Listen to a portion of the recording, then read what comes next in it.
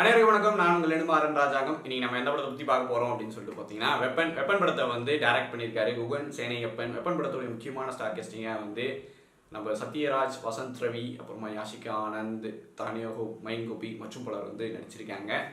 Weapon படத்துக்கு வந்து இசையமைச்சிருக்காரு Ghibran. Weapon படத்தோடைய ஒன்லைனில் அந்த ஸ்டோரி என்ன அப்படின்னு சொல்லிட்டு சொல்லணும் அப்படின்னு பார்த்தோம்னா, ஒரு யங் யூடியூபர் இருக்கார். அவர் பேர் அக்னிக்கு வந்து என்வரான்மெண்ட்லாம் பாதுகாக்கணும் அப்படின்ற ஆசை இருக்குது. ஸோ கண்டென்ட்டுக்காக, தன்னோட யூடியூப் கண்டென்ட்டுக்காக வந்து எங்கே போகிறாரு அப்படின்னா, தேனியை நோக்கி ஒரு பயணம் போகிறாரு. அங்கே ஒரு சூப்பர் ஹியூமன் இருக்கிறா, அவரை நம்பி வந்து போகிறாரு. அவங்க கண்டுபிடிச்சாரா இல்லையா, அதுக்கப்புறம் என்ன நடக்குது அப்படின்றது தான் கதை சிம்பிளாக. ஸோ வெப்பன் கிட்டத்தட்ட தமிழில் வரக்கூடிய இன்னொரு சூப்பர் ஹீரோ மூவி. தமிழ் இதுக்கு முன்னாடி நிறைய மூவிஸ் வந்துருக்கு. கடந்த சில வந்து சவுத் இந்தியாவிலே வந்து பேசப்பட்ட ஒரு சில படங்கள் சூப்பர் ஹீரோ மூவியாக பயங்கரமாக சக்ஸஸ் ஆன மூவிஸில் மின்னல் முரளி, அதாவது மலையாளத்துலேருந்து வந்து பயங்கரமாக வந்து நமக்கு எல்லாருமே பிடிச்சி ஒரு நல்ல ஒரு சூப்பர் ஹீரோ மூவியை வந்து கொடுத்துருந்தாங்க. அதே மாதிரி வந்து பார்த்தீங்கன்னா, அடுத்ததாக இப்போ ரீசெண்டாக வந்து ஹிப்ஹாப் தமிழோடைய ஆதியோடைய வீரன், அந்த படமும் நல்லா இருந்துச்சு. ஸோ நமக்கு வந்து ரொம்ப பிடிச்சிருந்துச்சி. குழந்தைங்களாம் பயங்கரமாக கொண்டாடிட்டு இருந்தாங்க. இந்த ரெண்டு சூப்பர் ஹீரோஸ் மூவி இப்படி இருக்கும்போது வெப்பனையும் நான் அதே மாதிரி தான் போயிட்டு பார்த்தேன். வெப்பனுடைய ட்ரெய்லர் பார்க்கும்போது பயங்கரமாக ஒரு ஆக்ஷன் மூவி அப்படின்ற அளவுக்கு தான் போய் பார்த்தேன். பட் வெப்பன் என்னாச்சு அப்படின்னு சொல்லிட்டு பார்த்தோம்னா, வேலை செய்யலை. அதாவது நம்ம லியோ படத்தில் வரும் பார்த்தீங்களா, பார்த்திபன் கன்று ஒர்க்கார பார்த்திபன், அதே நிலமை தான். அப்படி தான் இருந்துச்சுன்னே சொல்லலாம். ஸோ இப்படி தான் வந்து வெப்பன் படம் போச்சு. என்ன அப்படி ஆச்சு அப்படின்னு சொல்லிட்டு பார்த்தோம்னா, வெப்பன் படத்தோடைய அந்த ஸ்டார்டிங் ஒரு இது இருக்கும், அதாவது ஸ்டோரி இருக்கும். அந்த ஸ்டோரி லைன் வந்து பார்த்தீங்கன்னா, கிட்டத்தட்ட செகண்ட் வேர்ல்டு வார் அப்போ எழுதப்பட்ட ஒரு இது சீரம் அப்படின்னு சொல்லிட்டு சொல்கிறாங்க. சூப்பர் சோல்ஜர் அப்படின்லாம் வந்து பேசிட்டு இருக்கும்போது, இப்படி நம்ம பேசும்போது நமக்கு ஆட்டோமேட்டிக்காக மைண்ட் எங்கே போவோம் அப்படின்னு பார்த்தீங்கன்னா, கேப்டன் அமெரிக்கா தான். ஏன்னா நம்மளால் அங்கே கனெக்ட் பண்ணிக்க முடியும். ஸோ அப்படி இருந்தது. ஸோ அந்த எக்ஸ்பெக்டேஷன் வந்து இன்னும் இன்க்ரீஸ் ஆகிட்டே போச்சு. இவங்க இது வெப்பன் பொறுத்த வரைக்கும் வந்து பார்த்திங்கன்னா, இந்த படம் ஒரு ஃபவுண்டேஷன் தான். அதாவது ஒரு சூப்பர் ஹியூமனை வந்து நாங்கள் எடுத்துகிட்டு வரோம், அவருக்கு இந்த பவர்ஸ் இருக்குது அப்படின்னு சொல்லப்படக்கூடிய ஒரு படம் தான். பட் இந்த ஃபவுண்டேஷனான ஒரு கதை, ஒரு இன்ட்ரோ கதை அப்படின்னு சொல்லிட்டு நம்ம என்ன தான் வச்சுருந்தாலுமே, அது ஒழுங்காக போட்டாங்களா, அதெல்லாம் வந்து இந்த இன்ட்ரோ ஒழுங்காக கொடுத்தாங்களா அப்படின்ற ஒரு கேள்வி எழும். அப்படி பார்த்தா இல்லை அப்படின்றது தான் உண்மை. ஏன்னா டேரக்டரும் சரி, நம்மளும் சரி, ஏன்னா நம்மளாம் ஒரு 90s கிட்ஸ் அப்படின்னு ஒரு பட்சத்தில் எடுத்து பார்த்தா, இன்றைக்கி இருக்கிற பசங்களும் சரி, மார்வல்ஸ் அப்புறமா வந்து பார்த்திங்கன்னா டிசி, இந்த மாதிரி வந்து சூப்பர் ஹீரோஸ் மூவிஸை வந்து நிறையமா பார்க்கக்கூடிய வாய்ப்பு இருக்குது. அந்த மூவிஸை பற்றி நமக்கு வந்து நிறையவே அந்த படத்தை பார்த்துட்டு அனலைஸ் பண்ணக்கூடிய ஒரு இது இருக்குது. அப்படி இருக்கும்போது சூப்பர் பவர்ஸ் அப்படின்னு ஒரு கேரக்டருக்குள்ளே எடுத்துகிட்டு வரும்போது, அந்த கேரக்டரை நம்ம எந்த அளவுக்கு பில்ட் பண்ணணும் அப்படின்னு ஒரு இது இருக்குது. அந்த கனெக்டிவிட்டி ஒன்றும் வந்து இருக்குது.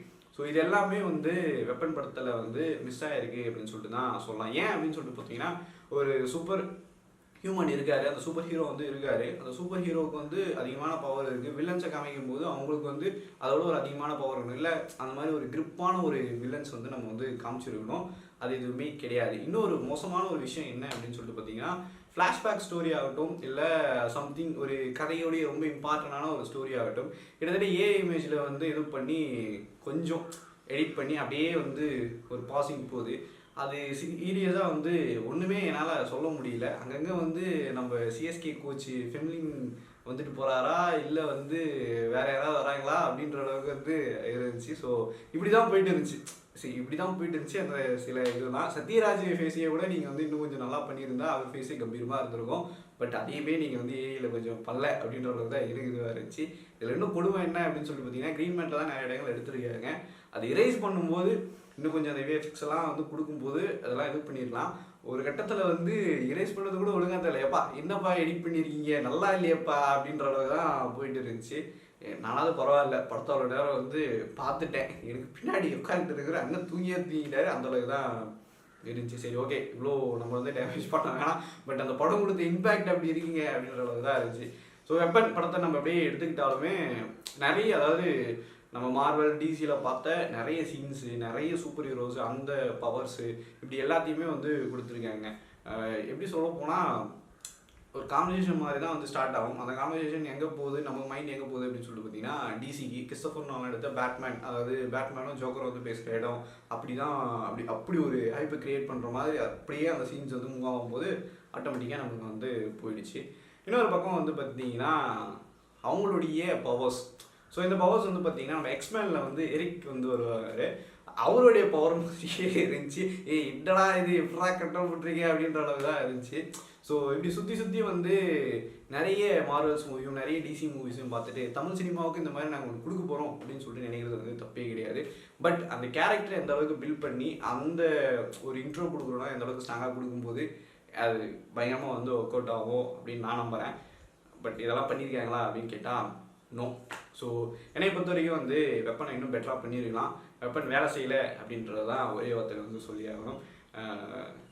பாருங்கள், டிசியை பாருங்கள், மார்வலை பாருங்கள், அங்கேருந்து சுட்டு நமக்கு ஏற்ற மாதிரி ரெடி பண்ணி கூட நம்ம வந்து படம் பண்ணலாம். அது ஒன்றும் சொல்கிறது இல்லை. பட் கனெக்டிவிட்டியாக இருக்கணும். நிறைய இடத்துல கனெக்டே இல்லாமல் வந்து இப்படி லேக் பண்ணி வச்சு இது பண்ணால் என்னப்பா எப்பப்பா முடியும் அப்படின்ட்டு ஒன்றும் இல்லை. அட்லீஸ்ட் வந்து வில்லனை போடும்போது கொஞ்சம் ஒரு ஸ்ட்ராங்கான வில்லனாக போடுங்க. ஃபைட் சீன்ஸ்லாம் வந்து ஒரு சூப்பர் ஹீரோ மூவிக்கு ஏற்ற மாதிரி ஒரு ஃபைட் சீன்ஸ் ஸ்டெண்ட் பண்ணுவீங்க. இது எதுவுமே இல்லாமல் வந்தவொடனே சப்பையாக இருக்கிறவங்க 4 பேர் வந்து சூப்பர் ஹீரோ வந்து அடிக்கிற மாதிரி இருந்துச்சுன்னா என்னத்தை சொல்ல அப்படின்ற மாதிரி தான் இருக்குது. ஸோ எனிவே இதுதான் வந்து வெப்பன் படத்தோடைய வெப்பன் படம் எனக்கு கொடுத்த இம்பேக்ட். அதெல்லாம் உங்ககிட்ட நான் வந்து ஷேர் பண்ணியிருக்கேன். இந்த வீடியோ உங்களுக்கு பிடிச்சிச்சுன்னா லைக் பண்ணுங்கள், உங்கள் ஃப்ரெண்ட்ஸுக்கெலாம் வந்து ஷேர் பண்ணுங்கள். உங்களுக்கு வெப்பன் படம் பார்த்துட்டு உங்களுக்கு எப்படி இருந்துச்சு அப்படின்றது வந்து கீழே வந்து கமெண்ட் பண்ணுங்கள். அப்படியே மறக்காமல் நம்ம புலிகேசி சேனல் வந்து சப்ஸ்கிரைப் பண்ணுங்கள். டாடா, பாய்.